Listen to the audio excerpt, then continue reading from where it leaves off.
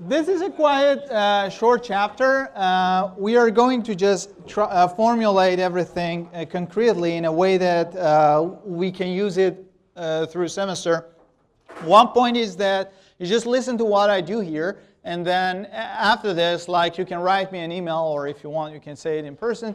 Tell me how much it was useful to you, because I do know some of you do get what these definitions are. Just let me know whether it's really useful to be here or not, because I have the feeling like through time I have learned that many people, even though they have heard the notions, sometimes they do not have a very clear understanding of those notions. So I hope that it makes it clear, but if it's too clear, too much clear, just let me know, so at least for the next semester I can drop it. So the idea here is that I want to just formulate the problem of data generation in a generic form. What do I mean by that? So up to this point, we only talked about text. For us, text was quite easy to formulate. So a text was a sequence of tokens. A token is an integer index, right, in a vocabulary. And then we can, at the end of the day, represent it by an embedding. So we can build the mathematical representation of the text easily. But the point is that we can, as I said, have data coming from different natures. And what we want to do, we just don't want to generate text. We want to generate any kind of data. So I want to be able to have one machine. I push the button and I tell it, give me image of a cat. And then I push the button and just immediately give me a cat image, right?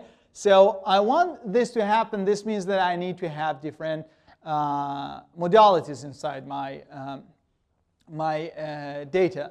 And there are a bunch of different modalities we have. Text is the basic one. We could have images. So these are what we call them visual modalities. So this means that the kind of information you have inside image is somehow, encoded inside the spatial visual configuration of that image, right? Pixels in specific form going to just make a cat, right? In another specific form, they are going to make a dog, and so on, right? So the information is spatial inside them. We do know how to represent them, right? All of you had some courses on machine learning, and you always they are always an array of pixels, right? Or you might have audio data. Audio data is a bit different. It has context in the data, like the text, and at the same time they have some temporal, information as well, right? So when you are listening to an audio, it's not only the text inside the audio, but the mood of the one who is speaking is going to change your understanding of the audio. So data is somehow also incorporated inside the temporal connections. Video is the same again, right? So you have those spatial things as well as the temporal, because this is like a frame of image.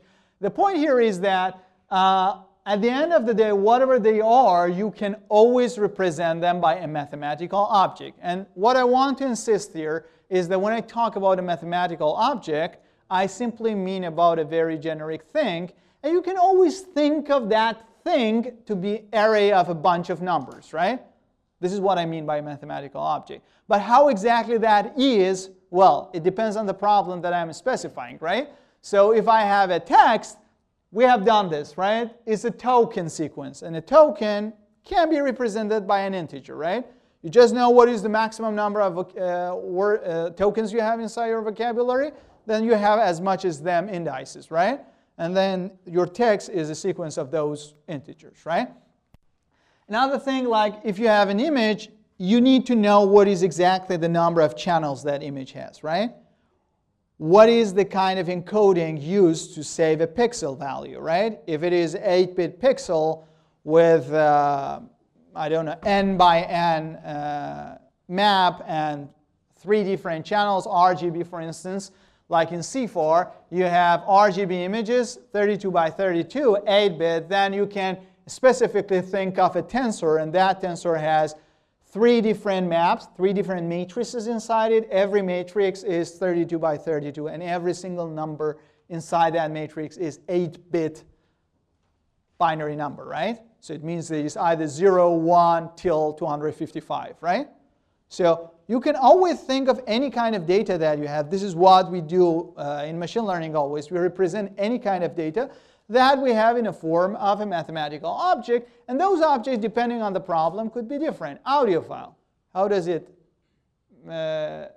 represented? Well, you just get the recorded audio signal. You just sample it by a frequency more than Nyquist frequency, right? So that you don't lose information. Then you have this guy, you quantize it, and at the end of the day, it's a sequence of quantized numbers, right?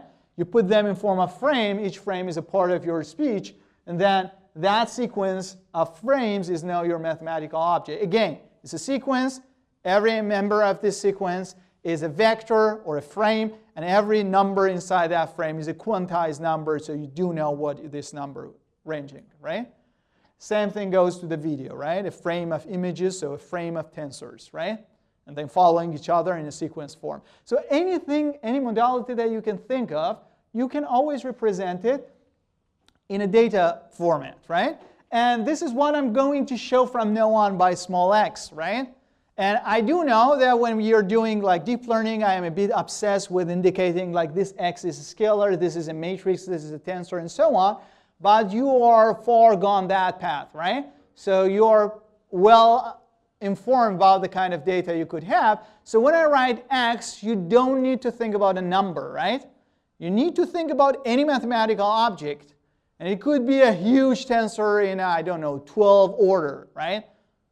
Doesn't matter, right? At the end of the day, this is one array with lots of number in it, and we don't care, right?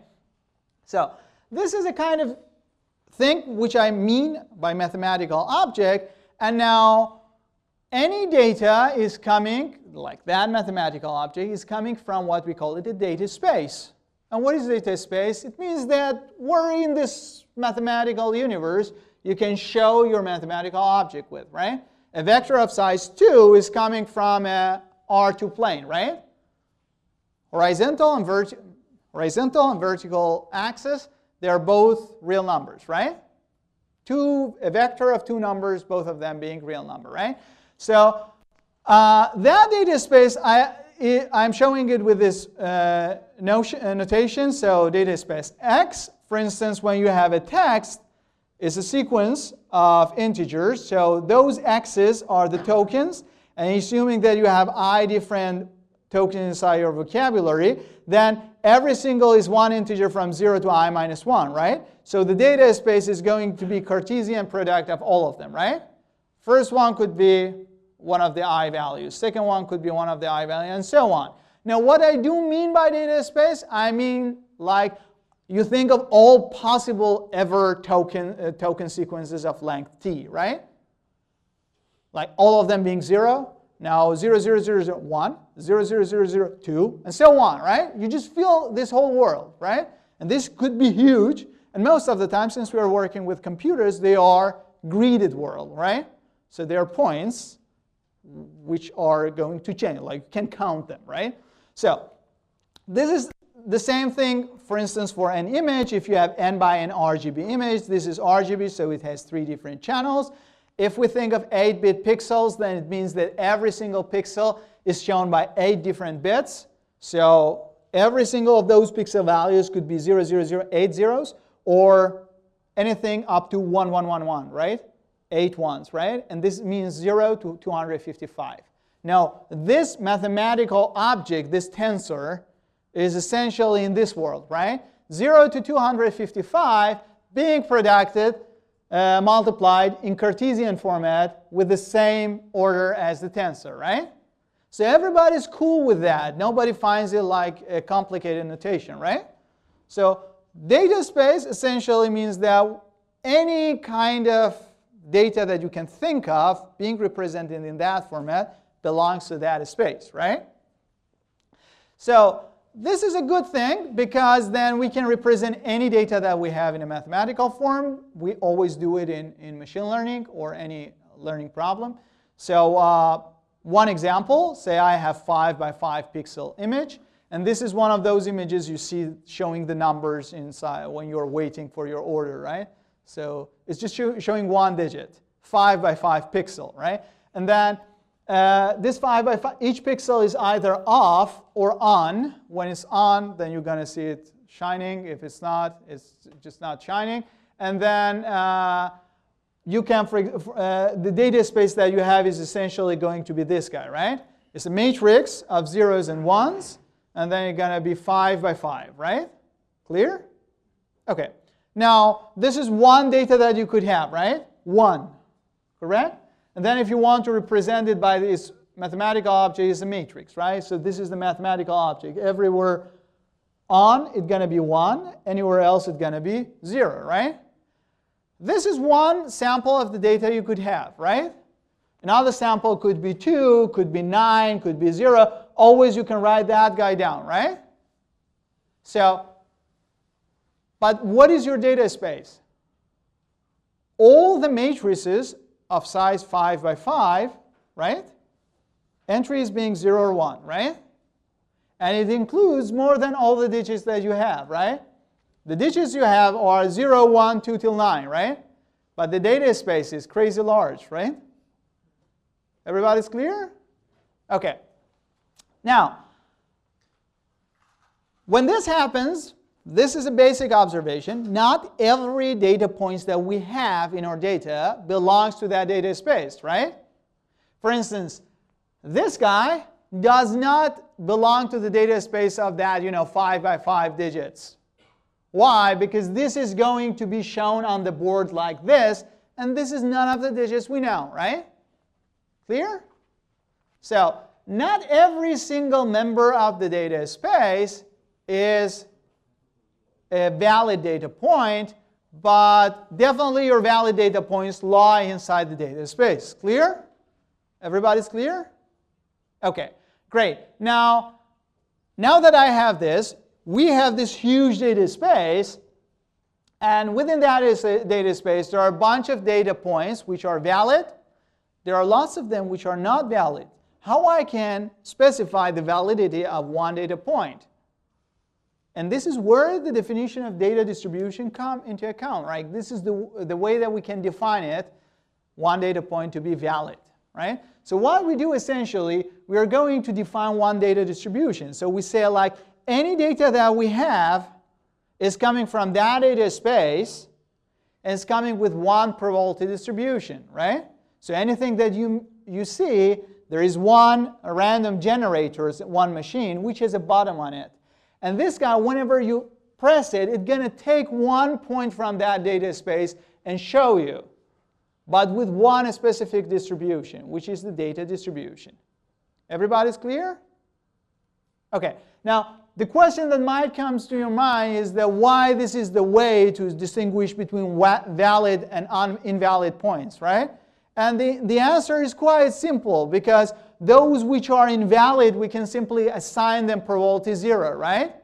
The one which I showed you would never happen. This means that that guy exists in the data space, but happens with probability 0. Whenever I push the bottom of that generator, it's never going to give me that sample, right? So problem solved. There are lots of points in that data space, but if I don't want a bunch of them, I can just make their probability 0, right?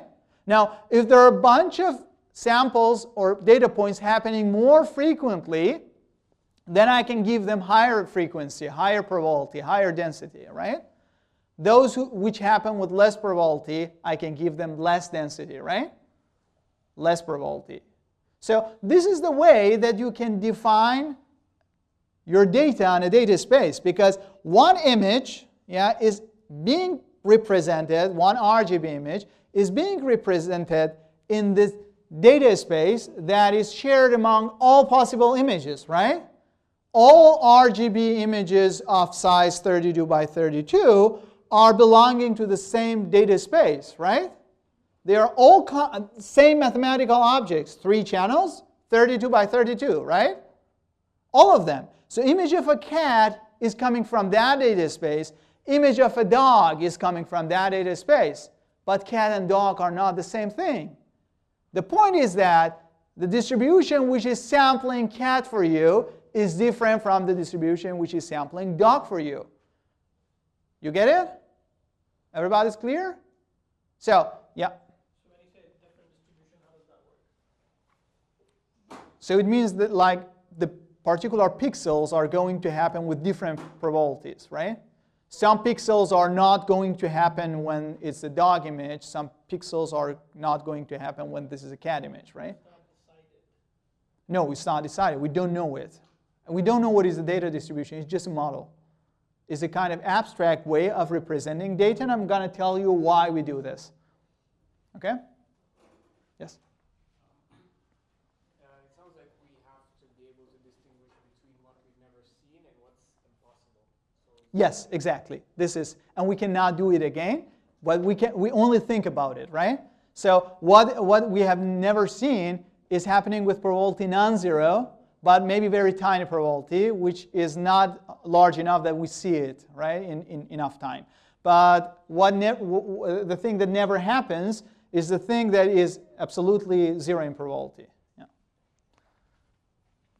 Questions? Everybody's clear? Great. So the point here is that, as I said, data distribution is actually the way that you can describe the data. And this is the statistical way of defining the data, right? For us, for someone who works in statistical learning domain, data is simply coming from, is a random process, right? A sample coming from a random process belonging to that data space. Now, if you look at the data in this form, then whatever you see as the samples of that data, right? That is coming from that process, right? That distribution that I told you, you're just pushing the bottom and it's just shooting you one sample, right? And like you have, I don't know, 60, 70K images inside MNIST. This means that you had the MNIST distribution and you push the bottom 70,000 times, right? And each time you got one sample out of that, right? And those samples are what you have seen. So they are the random rounds, random samples coming from the data distribution. And essentially, this is the reason that we call it data sample, right? Because it's sampled from the data distribution. And in that sense, then data set is going to simply be a collection of data samples, right? So you have that mother data distribution, which you don't have access to, but you can just push the bottom, right? And you push as much as you could, then you're going to get lots of samples. You collect them inside a set. It's going to be the data set, right? So this is the alternative way of defining everything in the format of statistical learning. Everybody's clear? Now, one thing that, for instance, we can do with our example, this guy, we said this is not going to happen, right? This one happens with probability 0 because this is not a digit, right? And then what I can say, the corresponding mathematical representation in the data space, which is this matrix, is going to happen with probability 0, right? The probability of that matrix coming out of the process is 0. It never happens. But what about the other possible data points, like this guy? Well, if we think, for instance, we have a uniform distribution, meaning that digit 0 and 1 till 9, all of them happen with the same probability, then every single of them happens with probability 0.1, right? 10 digits, 10%, right? But it could be the case that you have non-uniform distribution, right? So it could be that 0 is happening 30% of the time, and the, 1 is happening, 10%, 2 is happening 5%, and so on, right? And it might be the case, as your friend also mentioned, that one digit is happening so rarely that when you sample so many times, you never see it, right? Like 0 is happening with probability 10 to the power minus 15. It's not impossible to happen. It happens, but it's happening with probability 10 to the power minus 15. This means that if you want to see it, roughly speaking, you need to press that button 10 to the power 15 times, so nobody can do it, right? So you never see it, but it's not impossible to happen, right? Everybody get it? So this is the way that we define the data distribution. Now, one thing that, I don't think this is immediately your question, but people who just are at the very beginning of this statistical modeling thing, they might ask this question. They would say, okay, you're talking about possible outcomes, right? So you are talking about valid data points. And then the question is that why we should define a distribution. Shouldn't we just make a dictionary? We say, okay, 0, 1 till 9 are the valid guys. Anyone else is invalid. So we just, partition the space into two separated space, valid, invalid, and resolve the issue, right? But this is absolutely not a solution to modeling your data for two reasons. The first one is that you are not capturing the pattern in that case. So as I told you, the distribution is not only telling you which guy comes and which guy doesn't. It tells you which guy is happening so frequently, right? So meaning that if you don't see one guy, still if you do know that its probability is not 0, you expect at some point to see it, right?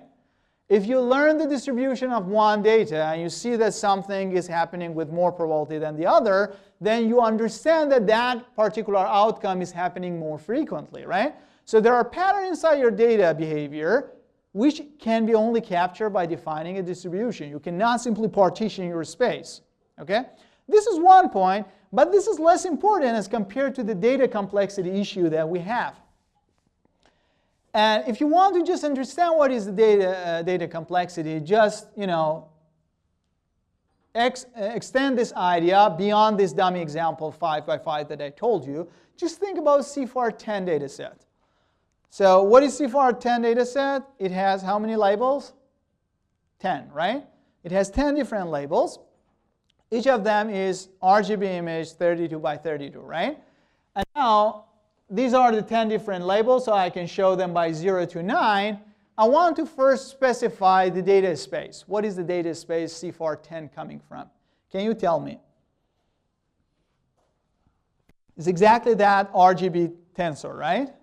So it is 3 channels, 32 by 32, and every single guy inside them is a 1 byte pixel, right? So it's going to be 8 bits between 0 to 255, right? So I can write the data space in this form, and I hope that you get it clear why I put this 0 to 9 here as well. We need it later. Do you get why? The labels, exactly. So your data, the thing that you have inside your data set, is not only the image, right? You put the image, and right in front of it, you write the label, right? This is image of a car, you write a car, right? Image of a cat, it is a cat, right? So you're going to have your tensor, this is your image, which is coming from this large space, and this is 10 different classes, right? So every single tensor could be assigned to one label, right? So everything going to get multiplied with this label space. Everybody's clear? So this is my space, and do you know how large this guy could be? Can you tell me, just tell me how can I count the number of cases I have in this data space? What is the number of cases one pixel could be? 256, right? Then how many of those pixels do I have? 3 times 32 times 32, right? So it's going to be 3 times 32 times 32, right? So you compute this number, right?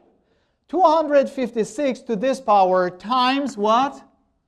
10. Great. So you can count it. So this is going to be the case. 256 to this power, this is going to be 3072. This is exactly this product here.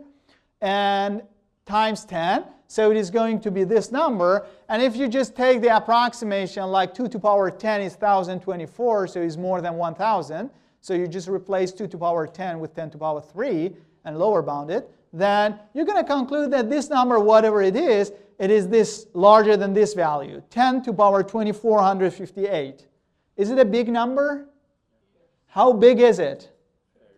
Very. Can you imagine yourself collecting this much of samples ever, right? So just to give you a funny calculation, I just did it yesterday. So if you would have started since being a Big Bang, like the moment the whole world started to expand, supposedly no biologic entity existed. So if you started counting from that time, right, you would have been over right now if you would have sampled with the rate 10 to the power 2440 sample per second.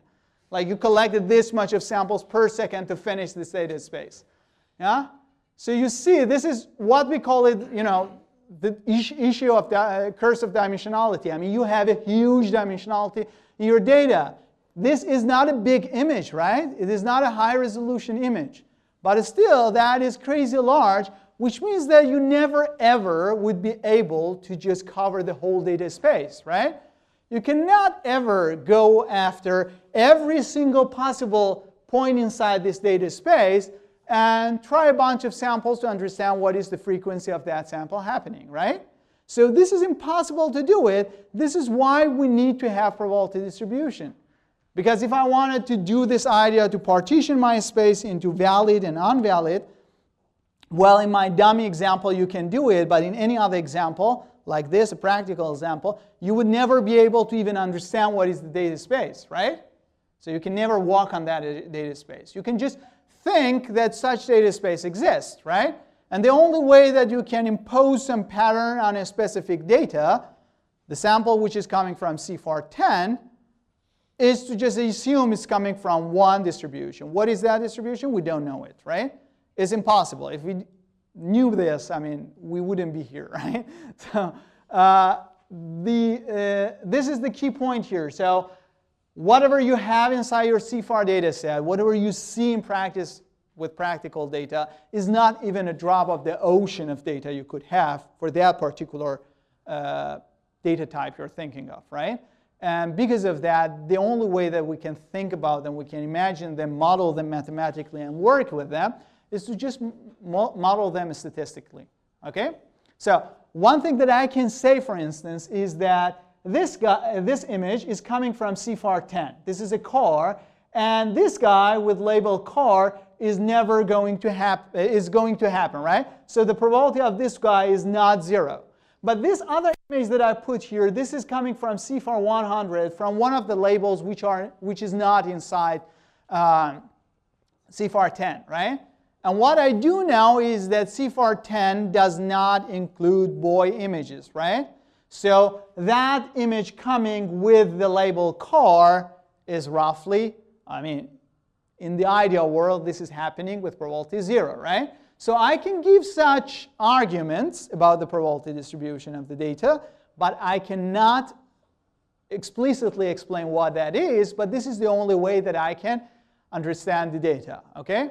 But now, you might say, why you need to understand the data? Well, essentially, whatever we have done in machine learning up to this point, like whatever you have done in other courses, deep learning, machine learning, whatever, you basically were trying to estimate the data distribution. This was the only thing that you have done. And if you don't buy it, I'm going to show it in the next section.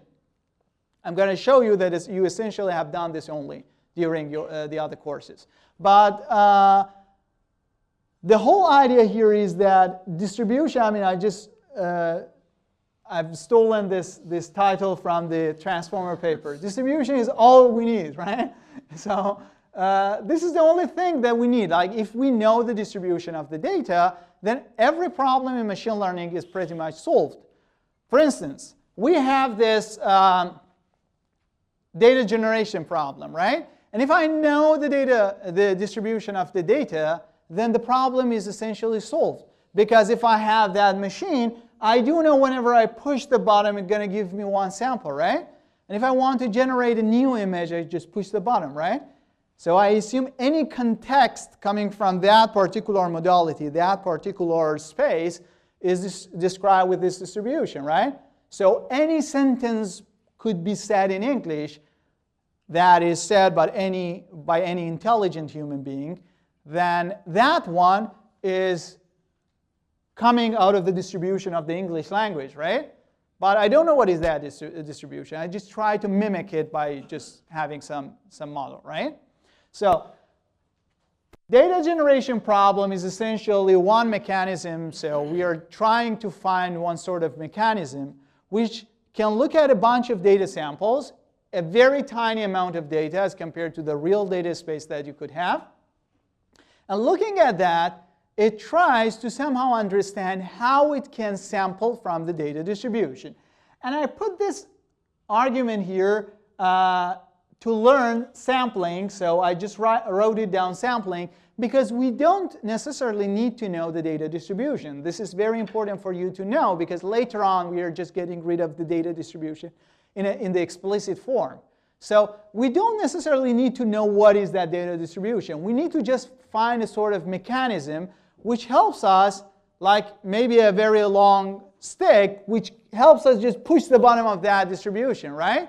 So I don't want to know what is happening inside the distribution. If I could know, that's perfect, right? But if I cannot know, as long as I can sample from it, everything is okay. Because I want to generate, and by generating, I just need to give few samples, right? So this is the idea. So you can always think of data generation in this format. So you have this mechanism, which is going to be like I have a model. So this is PW. And this is a kind of model that I can train, for instance, right? So I'm describing by a neural network or any learning model. And then out of this guy, I want to somehow make this guy to look like somehow like the original data distribution, but not necessarily that I do know what is the data distribution, right? And the way that I can do it, I just access a bunch of samples drawn from that original distribution, right? CAD images, I collect a bunch of them and give it to a model, right? And I hope that that model is able to mimic the distribution, right? And I don't necessarily need to know the distribution itself. I just need to just sample from it, right? Be able to sample from it. The most conventional way, the naive way of doing it is that I learn the model. This is what we do in the next chapter. We learn the model. Learn the distribution. So it means that I put my model to somehow describe a distribution. This is essentially what we did with the language models as well, right? So we thought of the sequence, and then each time we were computing the probability of the next token, right? So we were computing the probability, and then we sample from it, right? In data types like text, this is going to work perfectly, because due to the autoregressive nature of the data, you can essentially implement that efficiently. But for some other data, like images, visual data, this is not easy to do, because you can think how huge the data space is, right?